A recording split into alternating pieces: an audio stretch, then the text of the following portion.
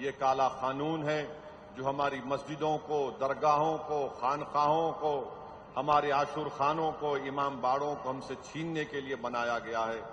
آپ نے مجھ سے قبل تمام ذمہ دار لوگوں سے ان کے بصیرت و فروز خطابات کے ذریعے آپ نے سنا ہوگا کہ یہ قانون کیسا بنایا گیا ہے۔ اگر کوئی مسلمان آدیواسی ہوگا تو وہ اپنی جائیداد کو وقف نہیں کر سکے گا۔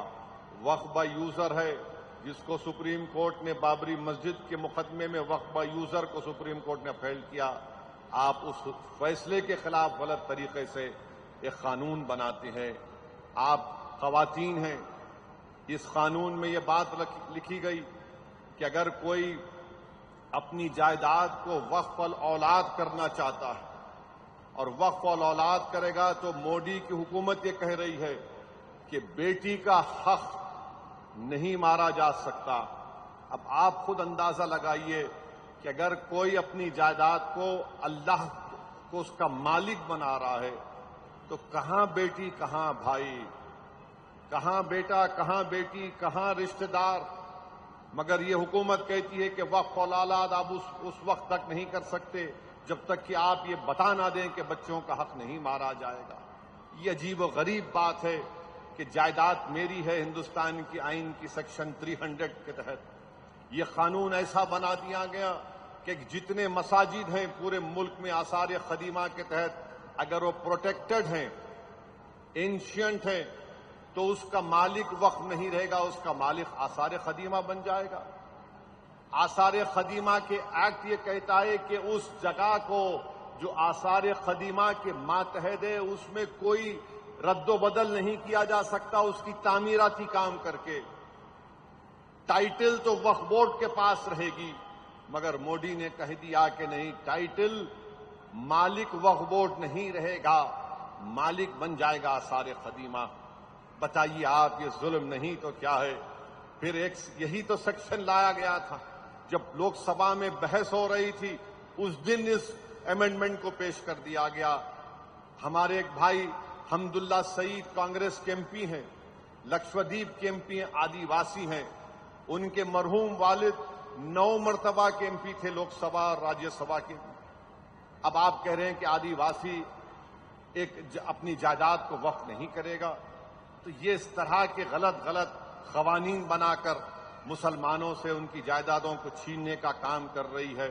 میں اس موقع پر ہمارے محب اللہ ندوی صاحب کا بھی شکریہ ادا کروں گا کہ ہم تمام اراکین نے مل کر اس پارلیمنٹ کی جوائنٹ ورکنگ کمیٹی میں بڑی محنتیں کی، بڑی جستجو کی، ہم نے پوری کوشش کی کہ ہم اپنے موقف کو سامنے رکھ سکیں۔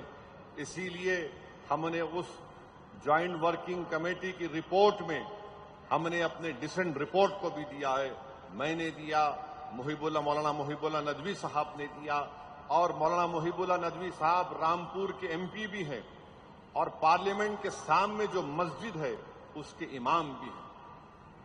یہ قانون یہ کہہ رہا ہے کہ پارلیمنٹ کے سامنے کی مسجد وقف کی نہیں رہے گی، گورنمنٹ کی پراپرٹی ہو جائے گی۔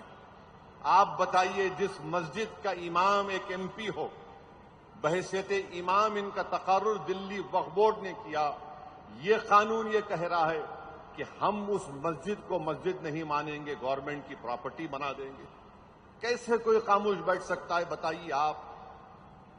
یہ حکومت آستھا کی بات کرتی ہے کہ ہماری آستھا مسجد میں نہیں ہے، کہ ہماری آستھا درگاہوں میں نہیں ہے، کہ ہماری آستھا یتیم خانوں میں نہیں ہے جو وقف کر دیے گئے، کہ ہماری آستھا عاشور خانوں میں نہیں ہے، امام باڑوں میں نہیں ہے، عیدگاہ میں نہیں ہے۔ آخر کیوں اس طرح کا قانون بی جے پی حکومت نے بنایا؟ صرف مسلم دشمنی کی بنیاد پر۔ اس قانون سے وقف کی حفاظت نہیں ہوگی، اس قانون سے وقف کی آمدنی میں اضافہ نہیں ہوگا، اس قانون سے قابضین کو نہیں ہٹایا جا سکتا۔ مانے جو 12 سال سے قبضہ کر کے بیٹھا وہ مالک بن جائے گا، اور پورے ملک میں پروپیگنڈا بی جے پی والے کر رہے ہیں ایسا نہیں، سب جھوٹ ہے۔ یہ قانون صرف بنایا گیا مستقبل کو سامنے رکھ کر۔ اگر یہ قانون رہے گا تو یاد رکھیے، آر ایس ایس کے پاس ایک لسٹ ہے جو ان کا ماننا یہ ہے کہ تاریخ کے کسی وقت میں مساجد نہیں تھے، کسی اور کی عبادت گاہ تھی، تو صرف ان کو کرنا یہ ہے کہ کلکٹر کے پاس جا کر ایک درخواست دینا ہے کہ یہ مسجد نہیں ہے، اور کلکٹر انکوائری آرڈر کرے گا۔ اس کے بعد سے جب تک انکوائری کی رپورٹ مکمل نہیں ہوتی وہ وقف کی جائیداد نہیں رہے گی۔ آپ سن کر کہہ رہے ہوں گے کیا بات کر رہے ہو، انکوائری پہ میں اپنی مسجد کو کھو دوں گا؟ جی ہاں، اگر کلکٹر کے پاس کوئی شکایت کرے گا تو انکوائری پر آپ مسجد کھو دیں گے۔ جب تک کہ انکوائری مکمل نہیں ہو جاتی کلکٹر انکوائری آرڈر کرے گا، آپ انتظار کرتے رہیے۔ کوئی بھی جا کر کمپلین کر دے گا۔ یہ بولتے ہیں پورٹل، ارے پورٹل کیا ہے؟ پورٹل پہ بھی چڑھانے سے پہلے کوئی کمپلین کر دے گا۔ آپ نے ایک سیکشن بنا دیا، اس میں ہمارے داؤدی بورا مسلمانوں کو بدنام کرنے کے لیے داؤدی بورا مسلمانوں نے کہا کہ ہم کو اس قانون کے تحت مت لائیے۔ ہمارے پاس دائل مطلق کا ان کے پاس ایک کانسیپٹ ہے، مگر ان کو استعمال کیا گیا۔ کیوں استعمال کیا گیا؟ یہ بات ذہن نشین کر لیجئے کہ مودی کی حکومت نے داؤدی بورا کو اور کھوجاؤں کو اس لیے اس قانون میں لایا، اس کے دو مقصد تھے۔ ایک مقصد کہ کھوجا مسلمان، ان کا ایک یتیم خانہ وقف تھا جس کو ہندوستان کے سب سے دولت مند آدمی نے وقف کی جائیداد کو 20 کروڑ روپے دے کے خرید لیا۔ آج بمبئی میں سب سے بڑا عالی شان عمارت جو ہمارے ملک کا سب سے دولت مند آدمی ہے، اس نے اپنا گھر بنایا تو یتیم خانے پر بنایا جو وقف کی جائیداد تھی۔ اس کو بچانے کے لیے آپ نے کہا کہ کھوجا بھی ان کا وقف ہوگا۔ کیوں ہوگا؟ کیونکہ انہوں نے ایک وقف ٹرسٹ کے تحت اس کو بیچ دیا تھا، تو اس کی ٹائٹل کو لیگلائز کرانے کے لیے مہاراشٹر کے دو سی او لکھ کر دیے کہ یہ وقف کی جائیداد ہے، تو مودی نے قانون کے ذریعے اپنے دوست کو مدد کر رہے ہیں۔ اور یہ جو ہمارے داؤدی بورا کہہ رہے تھے کہ نکالو، ان کا نام لے کے سیکشن 2C لائے اور ان کو ہی وقف بورڈ میں شامل کر لیے۔ تو یہ ان کی شرارت نہیں ہے بلکہ ایک منصوبہ ہے۔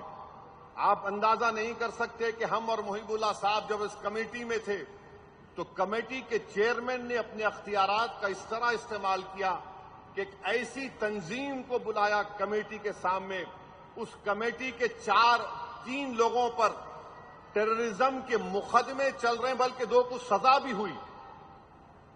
اس آرگنائزیشن کے 3 لوگوں کو بم بلاسٹ میں، جو مہاراشٹر میں بم بلاسٹ کیے تھے، ان کو بلایا گیا۔ آپ بتائیے اس کا کیا تعلق؟ ایسے لوگوں کو بلایا گیا۔ محب اللہ صاحب کو میں پہلی مرتبہ غصے میں دیکھا۔